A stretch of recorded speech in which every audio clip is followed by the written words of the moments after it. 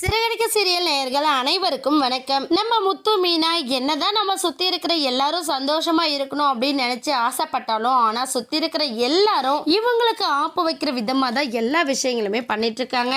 இப்ப சீதா வந்து பணத்தை தொலைச்சிட்டு இருந்தாலும் அவங்க ஹாஸ்பிட்டல்ல இதுக்கப்புறம் ஒர்க் பண்ண உனக்கு தகுதியே இல்லை, நீயே கூட இந்த பணத்தை எடுத்துருக்கலாம், இல்ல நீயும் மக்களும் சேர்ந்து எடுத்துருக்கலாம் அப்படிங்கிற மாதிரி அந்த மேனேஜர் வந்து கண்டபடி பேசுறாங்க. இதனால மீனா வந்து ரொம்ப அப்செட் ஆயிடுறாங்க. அப்செட் ஆனது மட்டும் இல்லாம என்ன பண்றாங்கன்னா சீதா இவங்க கிட்ட இதுக்கப்புறம் பேசி ஒரு பிரயோஜனமும் இல்ல, நீ வீட்டுக்கு கிளம்பு, அதுக்கப்புறம் நம்ம ஏதோ ஒன்று பார்த்துக்கலாம் அப்படின்னு சொல்லிட்டு சீதாவை அவங்க வீட்டுக்கு போக சொல்லிட்டு மீனாவும் அவங்க வீட்டுக்கு வராங்க. வீட்டுக்கு வந்து ஒரு மாதிரி சேடா உட்காந்து முத்துக்கிட்ட நடந்த விஷயத்த பத்தி ஷேர் பண்றாங்க. நான் எதிர்ச்சியா போனப்பதான் சீதா வந்து அங்க அழுதுட்டு நின்றுட்டு இருந்தா, அதை கேட்டப்ப அந்த ஆட்டோக்கார அங்கிள் தான் சொன்னாரு, சீதா கையில இருந்த அந்த 5 லட்ச ரூபாய் பணத்தை எவனோ புடுங்கிட்டு போயிட்டானா, ஆனா அந்த மேனேஜர் வந்து சீதாவை எடுத்துக்கிட்டா அப்படிங்கிற மாதிரி பேசுறாரு. பேசுறது மட்டும் இல்லாம வேலைக்கே வராதுன்னு சொல்லிட்டாங்க, என்ன செய்யறதுன்னே தெரியல, சீதா அழுதுட்டே போனா வேற அப்படின்னு சொல்லிட்டு ரொம்ப எமோஷனலாக பேசிட்டு இருக்காங்க.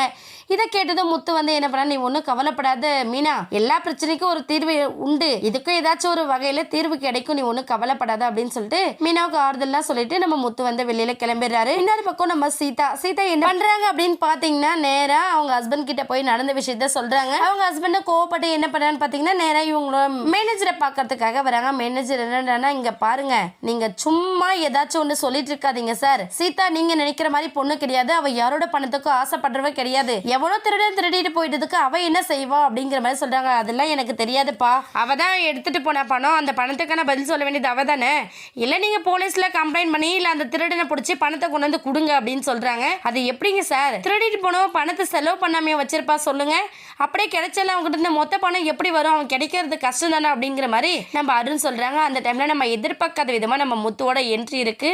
முத்து வந்து என்ன பண்ண போறாரு, இவங்களோட பிரச்சனைக்கு சொல்யூஷன் கண்டுபிடிக்க போறாரா, இல்லை இதை வச்சு அவங்க 2 பேருக்குள்ள புது பிரச்சனை உருவாக போகுதா அப்படிங்கிறத வெயிட் பண்ணி பார்க்கலாம். இந்த வீடியோ உங்களுக்கு பிடிச்சிருந்தா மறக்காம நம்ம சேனலை சப்ஸ்கிரைப் பண்ணுங்க. தேங்க்யூ.